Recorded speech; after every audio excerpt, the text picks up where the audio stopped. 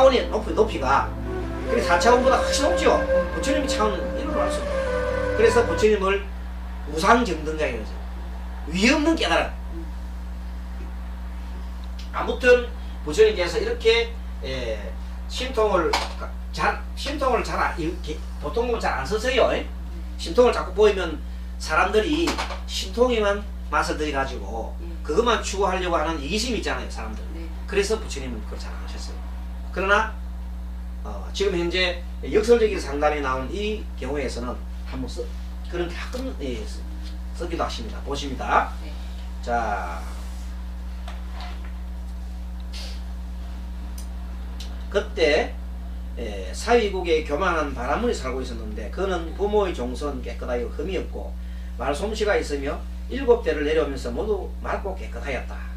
그는 바라문의 스승이 되어 언론에 통달하고 모든 논과 기록한 책은 망가짐을 하게 알며 법의 낮고 못함을 알고 모든 글귀와 기설을 분별하며 얼굴이 단정하였다. 한마디로 잘 나가는 사람이죠. 네. 아주 잘 나가는 사람이 하루는 거만하게 이제 부처님 계시는 그 사이국에 기수국 고도군입니다.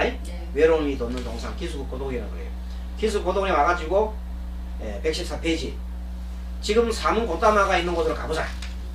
만일 그가 무슨 말이 있으면 나도 같이 얘기할 것이요. 자, 부처님을 자기 수준으로 보는 거죠. 네. 자, 부처님이 얘기하고 나도 얘기하고 부처님이 얘기하면 나도 얘기 안 하고 막 먹겠다 이 말이지. 그래가지고 한번 가봤어요. 또 가는데 이 교만한 바라문은 갈 때 흰 마차를 타고 여러분 흰 마차는 여러분들 아주 귀인들이 타는 거죠. 그러다 흰 코끼리 세가지고 젊은 바라문들이 앞뒤로 호의를 하게 만들고 거기다 일삼 황금으로 된 일삼 햇빛 가리게 그걸 막 그렇게 해가지고 지금 뭐 임금보다 더 화 차단해가지고 갑니다. 어디로 갑니까? 부처님이 지금 현재 설법하는 장소로 갑니다. 그럼 자기 딴에는 그렇게 옷을 부처님 와서 인사할 줄 알았는데 부처님 쳐다보도 안 하거든요. 부처님 안 쳐다보세요. 그러니까 교만한 바라문이 나를 보지 않거나 사문 고타마는 나를 돌아보지 않는다. 나는 돌아가야 되겠다. 이렇게 이제 교만한 마음을 냈지요. 그러고 일하는데 부처님께서 뭘 하셨습니까? 친한통 이제 타심통이 계시죠. 그래서 부처님께서 그걸 아시고 이렇게 합니다. 교만은 이미 여기 왔다가 좋지 못하게 교만만 더해졌네. 아까는 도리로서 여기 왔거늘 마땅히 그 도리를 더욱 더 하라. 때에 교만 바라보는 생각에 아이고 내 마음을 훤히 알고 계시구나 놀랬지요. 그래가지고 경배를 드리려고 이렇게 하니까 부처님이 교만 바라문에 말씀하셨습니다. 그만둬라 경례할 것 없다. 이미 너는 마음만 깨끗하면 이미 족하느니라. 너가 부처님한테 이제 스스로가 굽히고 이렇게 잘못을 뉘우치면은 그것으로도 족하다 이 말이죠. 그래서 하니까 그때 따라온 대중들 있잖아요. 대중들 그때 자기를 따라온 대중들이 보니까 놀랬거든요. 저렇게 잘 나가고 세상에서 둘도 없는 아주 뛰어난 현자가 부처님을 보고 바로 이제 머리를 조아리고 고개를 숙여하니까 다른 사람들이 너무 이상한 거야. 그래서 이런 말합니다. 참으로 이상하시다. 세종께서는 큰 덕이 있고 큰 힘이 있으시다. 이 교만한 바라문은 남을 믿고 교만하고 성바지로 교만하여 얼굴로 교만하여 총명으로 교만하여 재물로도 교만하여 그 부모와 모든 스승들에게 자기는 공경하지 않아요. 뻣뻣하는데 이제 사문 고타마 앞에서는 스스로 겸손하고 스스로 낮춰 발에 대고 경례를 하는구나 이렇게 하는 거예요. 놀랬지요? 자, 그때 교만한 바라문은 대중들 앞에서 소리쳐 조용하게 계속으로 말하였다. 정한심님께서 한번 읽어주십시오. 어떻게부터? 어떻게 교만한 마 일으키지 않고 어떻게 공경한 마 일으켜 어떻게 잘 위로하고 깨우치며 어떻게 잘 공양하여 받들어 오리까. 그때 세종께서 개성으로 말씀하셨다. 부모와 어른 형님에게 스승과 또 모든 스승에게 존경할 만한 모든 사람들에게 마땅히 교만한 마 되지 않고서 마땅히 받들어 공경해야 하며 스스로 낮춰 인사드리고 마음을 다해 받들어 섬기며 여러 가지 공양을 올려야 한다. 가지. 그래서 탐욕과 성냄과 어리석음 떠나서 모든 번뇌가 다한 저 아라는 바른 지혜로 잘 해달하였고 모든 교만한 마음 항복받았나니 그러한 어질고 거룩한 이들에겐 합장하고 머리 조아려 경례하여라. 나오지요? 그러니까 번뇌를 다한 그런 이들이 탐진치를 다 번뇌를 다 여인 이들을 우리가 아란이라 그러죠. 네. 아란은 한테 우리가 경례하여라 이 말입니다. 그때 세종께서는 교만한 바라문을 위해 설법을 가르치시고 그 다음에 그를 기뻐하게 하셨다. 자, 이 책 이름이 자압안경 제4권 교만경입니다. 네, 교만경. 교만한 사람에 대한 내용입니다. 교만경. 자, 116페이지 이제 드디어 역할 연습입니다. 역할 연습이라는 것은 여러분들 롤플레잉이라죠. 롤플레잉. 실질적으로 한번 해보는 거. 예를 들어서 이제 예를 들어서 보험회사 있잖아요. 보험회사 같은 경우에 이제 교육시킬 때 실제 이제 고객이 한 사람은 고객이 되고 한 사람은 뭐가 돼요? 이제 그 상담사가 되죠. 그래가지고 막 이렇게 하는데 여러 사람 보는 앞에서 평가를 하지요. 그래서 상담을 잘 하는 사람을 뭐랍니까? 상주고 그러지요. 그 롤플레잉이 있어요. 그 보험회사만 있는 게 아니라 금융nghiệp 있죠. 금융회사도 있고 다 있으면 역할 연습이 있어요. 자, 그런 겁니다. 그래서 서가모니 부처님이 길을 떠나는 제자에게 앞으로 일어날 가능성에 대해서 미리 묻고 제자에게 그에게 어떻게 대처해야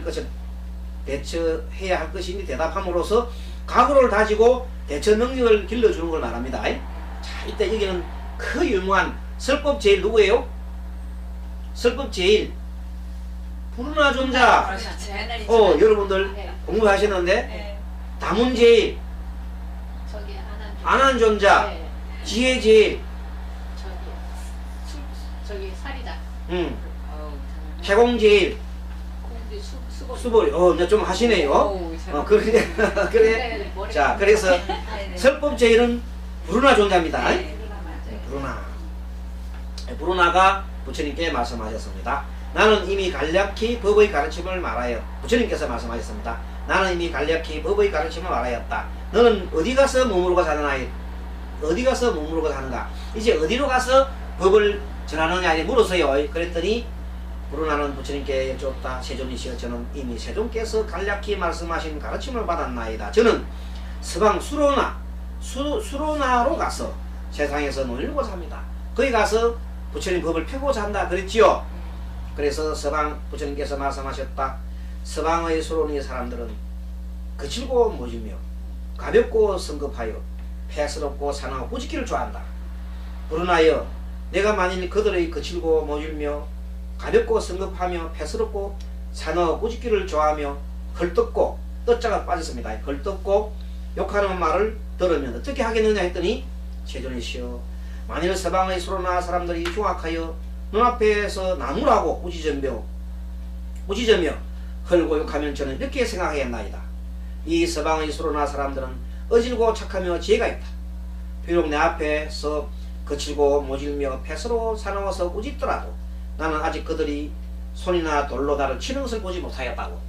알겠습니까? 막 욕을 해도 그 사람 아직까지 나를 돌멩이로 치고 몽둥이로 때리지 않았지 않느냐 이 말입니다. 자, 부처님께서 또 묻습니다. 근데 만약에 다시 그들이 손이나 돌로 친다면 어떻게 하겠나 물었죠. 그랬더니 세존이시여, 수로나 사람들은 어질고 착하여 지가 있고 비록 손이나 돌로 나를 쳤지만은 아직 칼이나 몽둥이를 쓰지 않았습니다. 왜 생각하겠다 이거죠. 그러니까 만일 그들이 칼이나 몽둥이를 너를 대한다면 어떻게 하겠냐 또 물었지요. 이렇게 이제 역할 연습을 이렇게 해보는 거예요. 그랬더니 이 수로나 사람들은 어질고 착하며 지혜가 있습니다. 비록 칼이나 몽둥이로 나를 대하지만 아직 죽이는 것을 보지 못했습니다. 이렇게 얘기하는 거예요. 그랬더니 부처님께서 그러면 그 사람들이 혹 너를 죽인다면 어떻게 하겠냐 물어봤지요. 그랬더니 세존이시여, 만일 서방의 수로나 사람들이 혹 저를 죽인다면 저는 이렇게 생각하겠나이다. 모든 세존의 제자들이 마땅히 몸을 싫어하고 맞지요? 근심스럽게 여겨 혹은 칼로 자살하고 혹은 독약을 먹으며 혹은 노끈으로 스스로 묶고 혹은 깊은 구덩이에 던지기도 하는데 저 수로노 사람들은 어지고 지혜로워서 내 썩어 무너질 몸을 조그만 방편으로 그냥 죽여준단 말이야. 어차피 죽어질 몸을 죽여주니까 나를 해탈게 한다고 이렇게 생각했습니다 그러잖아요. 그게 죽는 것조차도 두려워하지 않지요. 네. 나를 죽이더라도 원망하지 않지요. 네. 이미 내가 죽을 몸을 빨리 죽게 해주니까 얼마나 좋냐 이 말이야. 그러니까 착하다 불어나여 너는 참 욕 참기를 배웠구나. 욕 참는 게 인욕이죠. 인욕. 인욕 바라미를 행하는구나 이 말이야. 너는 인욕 바라미를 행하는구나.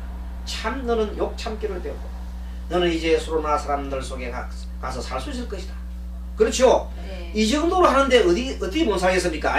그래서 너는 이제 가서 건지지 못한 사람은 건지고 편안하지 못한 사람은 편안케 하며 열반을 얻지 못한 사람한테 열반을 얻게 하는 것이 좋으리라 하고 부처님께서 이렇게 힘을 줬죠. 그랬더니 불어나는 부처님 말씀을 듣고 기뻐하며 예배하고 떠나갔다. 이렇게 해서 불어나는 거기 가서 정말로 열심히 포기를 합니다. 물론 마지막에는 불어나가 그 사람들한테 그 이교도한테 죽기는 해요. 죽기는 하지만은 살아있을 동안까지 엄청나게 이 포기를 많이 합니다. 그래서 많은 제사들도 만듭니다. 자, 부처님의 제사가 아니라 불어나 제사지요. 불어나 제사가 많이 나오게 됩니다. 자, 이번에는 118페이지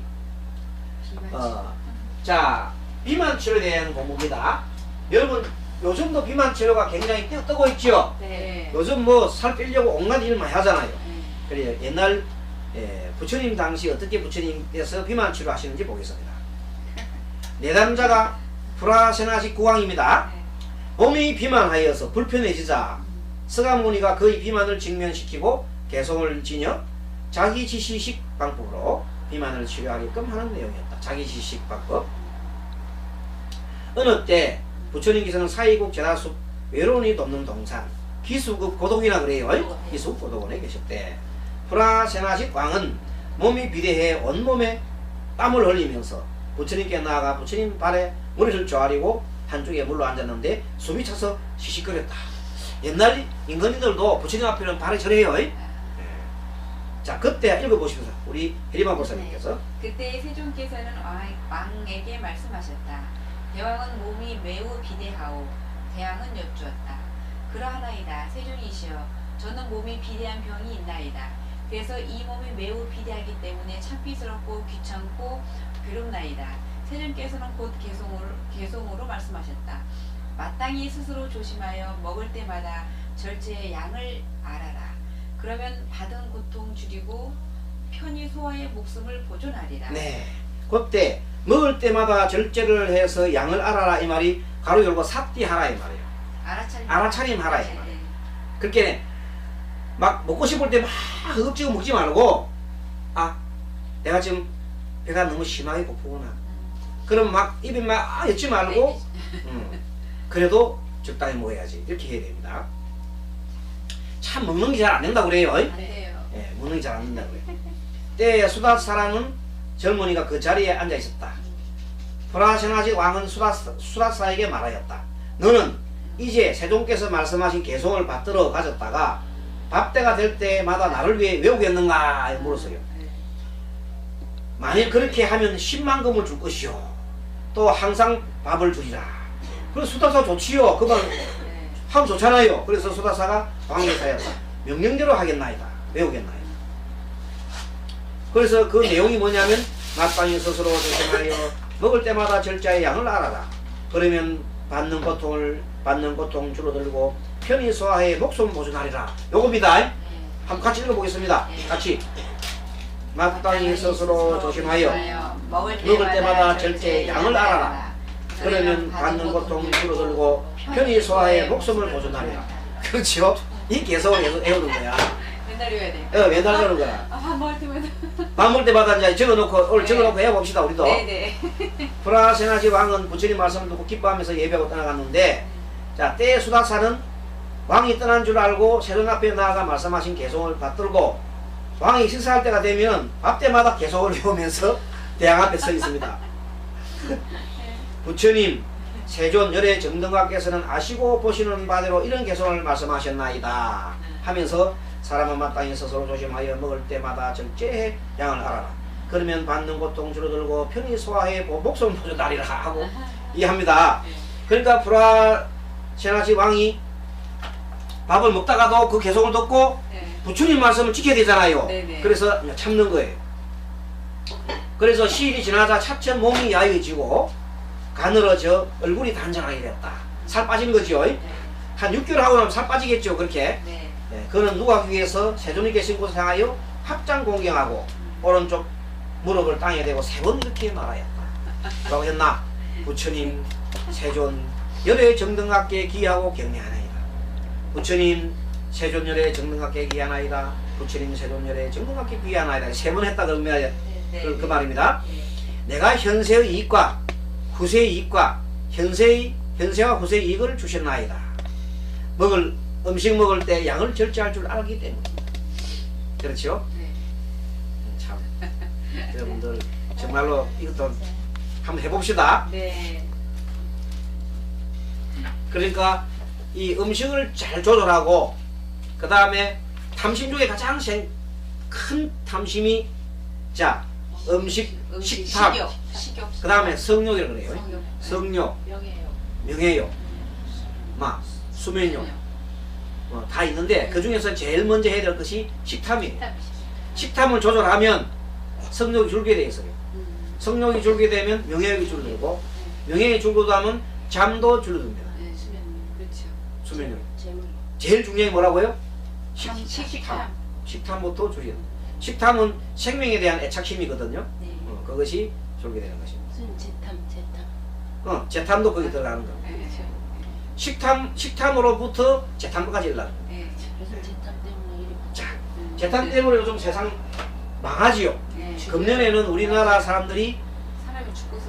병신년에는 재탐을 갖다가 삼가야 됩니다. 네. 갑자기 재물에 욕구가 일어나요. 네. 그것도 엄청나게